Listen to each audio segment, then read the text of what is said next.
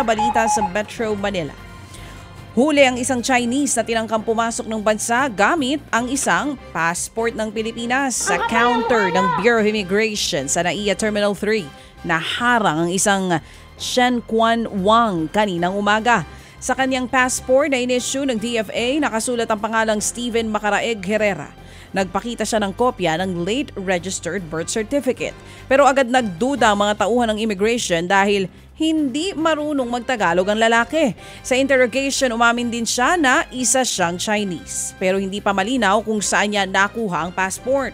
Naaalarma naman ang immigration dahil sa patuloy na pagdami ng bilang ng mga dayuhan na may mga passport at dokumento mula sa Pilipinas.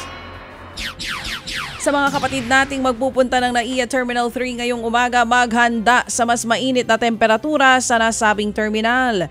Isinara kasi ang centralized cooling system ng paliparan. Pasado alas 9 kagabi nang mangyari ang shutdown, natatagal po yan hanggang mamayang alas 9 ng umaga.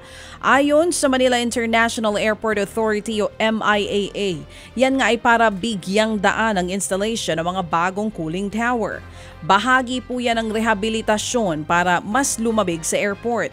Tinatayang nasa 27,000 na mga biyahero ang makararanas ng init dahil sa shutdown ng cooling system. Sa Maynila naman mga kapatid, arestado ang isang magkasintahan na tandem. Tandem po sa pagtutulak daw ng droga.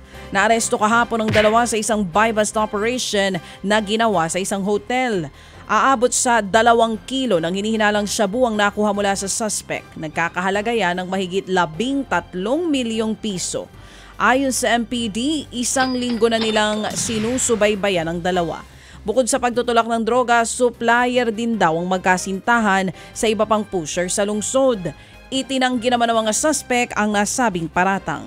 Ted Filon at DJ Chacha ngayon nasa Radyo 5 92.3 News FM Monday to Friday 6 to 10 a.m.